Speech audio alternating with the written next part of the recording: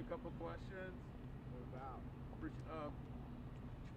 Well, trade obviously is your issue, and I'm just wondering if the campaign's missing an opportunity. You could just, is the campaign missing an opportunity by not spending a lot more time on trade? The president's spending a lot more time on economy, economic growth, for example. I think it's been really difficult for this campaign to spend time on the economy and trade because the mainstream media wants to talk about everything but that because it's the president's strong suit. But I think that he's going to Michigan today. USMCA, that's basically the Full Employment Act for auto workers. So that's something I'm sure he'll be talking about. He's also very big on defense spending. There's a plant in Sterling Heights that makes the Stryker. General Dynamics makes it. A lot of jobs there. You go up to Traverse City, tart cherry capital of the world. There's a fact you might not know.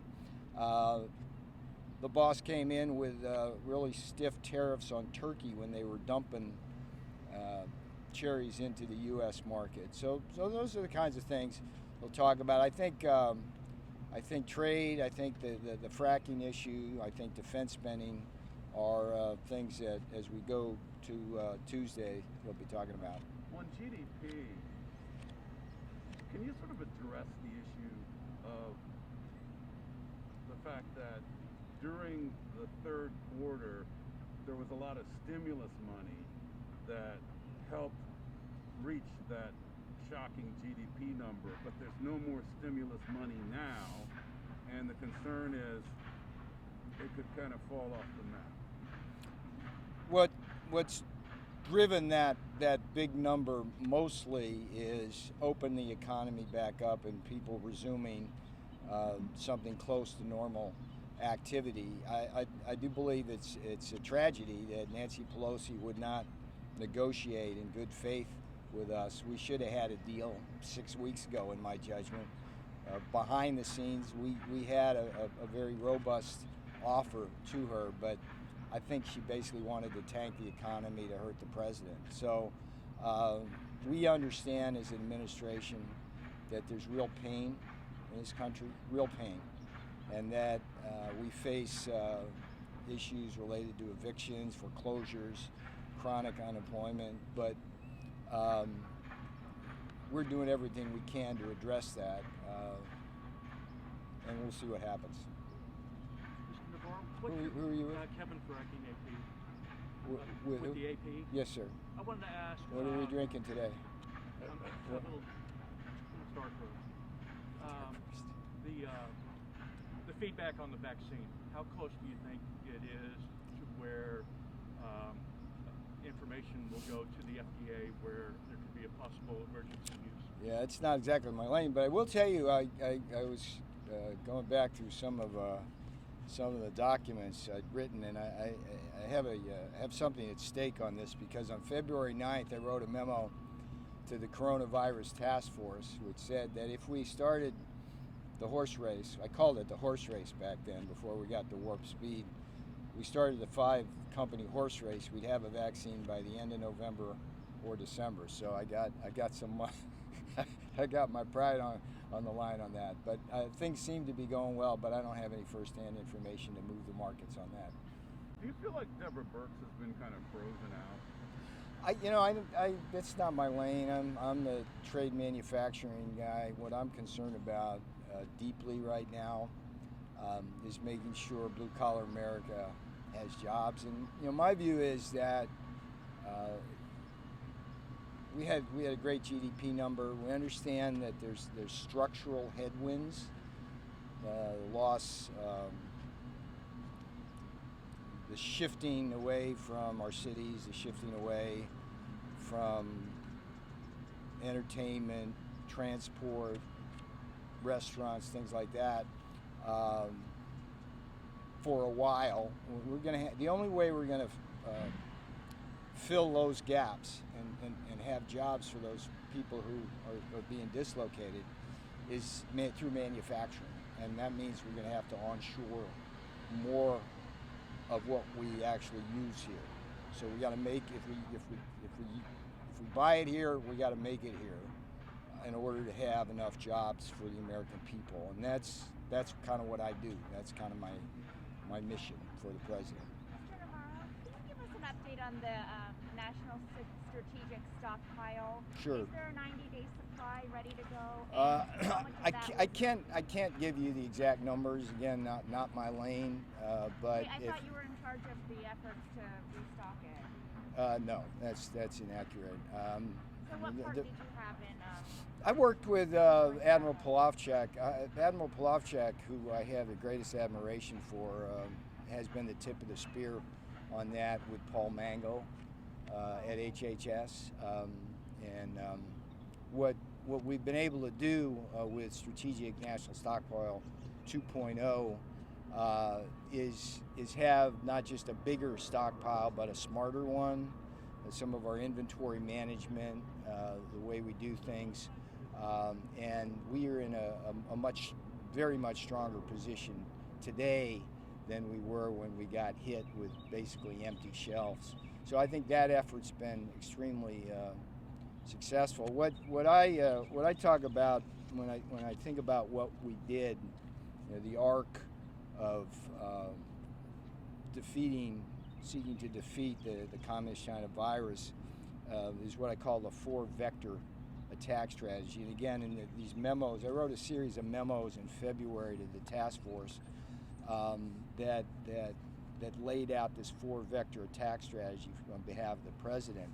And it's domestic production of personal protective equipment, and we've done a lot of that. We've stood up N95 factories in places like Rhode Island and Arizona. 3M is really up in its game up in the Northland. The second is the testing issue. What we initially focused on was dramatically expanding the amount of tests that we had of the existing technology, but then at the same time progressively we went to the ID Now type Abbott things, and then finally we're at point of care, which is really the most important thing, where you have like the $5 test you can do there. And so, economically, if you go to places like Scarborough and Westbrook in Maine, you're seeing a boom locally there. They're making the Abbott tests, and then just to the north of them in Guilford, they're making the swabs. So there's kind of ecosystem. So the 4-vector attack strategy, PPE, the testing. The third one, and I think President Trump has done beautifully on this one, which is the therapeutics. I mean, we have now in place remdesivir, the monoclonal antibodies, and convalescent plasma. There's more on the way, but again, those memos I wrote, I remember on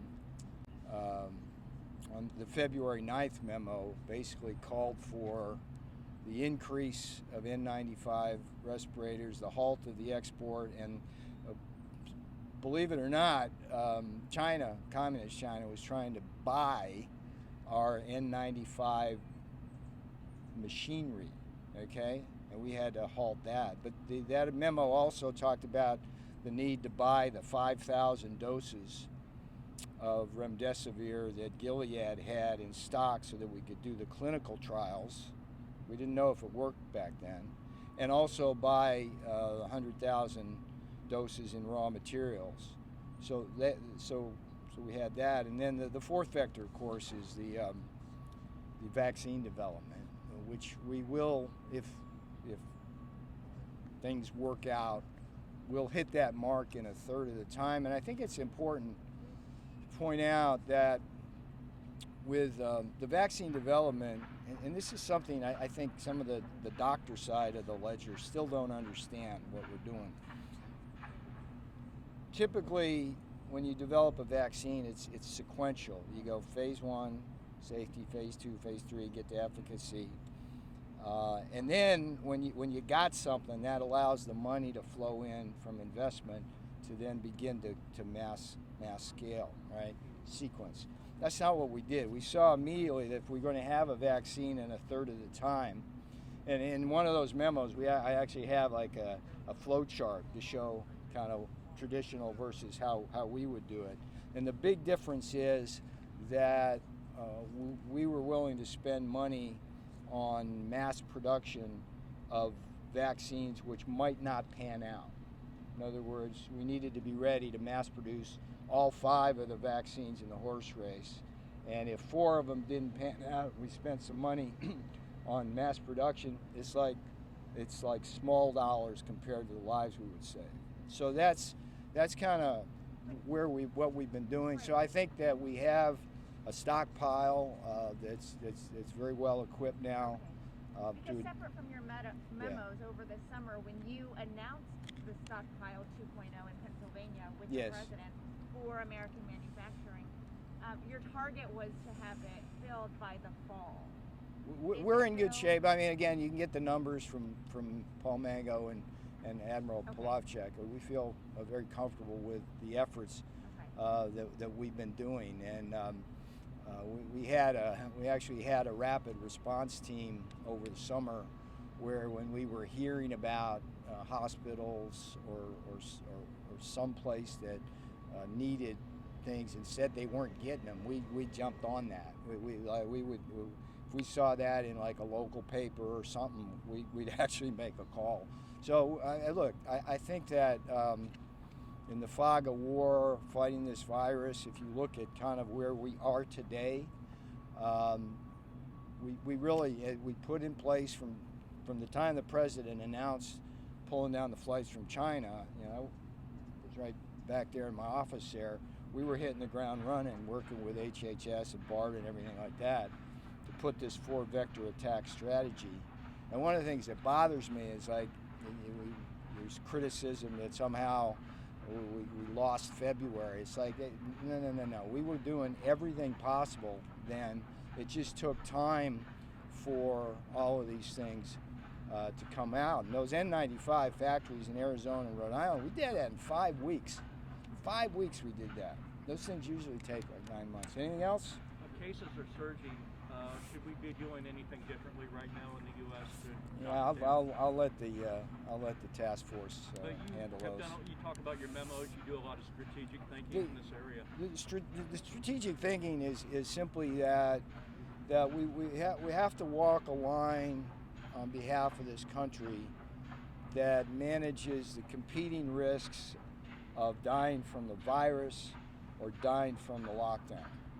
That's the problem we face, and the problem I see in this political debate is that the other side doesn't understand that. It's all about locking stuff down and telling us we did everything wrong, when in fact I think we did a lot of things right, and we built up this 4-vector attack strategy. And I mean, look, it's powerful, and the fact that France and Germany are suffering right now. I mean, look, it's a deadly virus from Communist China. By the way, folks in America, please remember the Chinese Communist Party infected this country, and they need to be held accountable. All right, I'm going to leave it at that.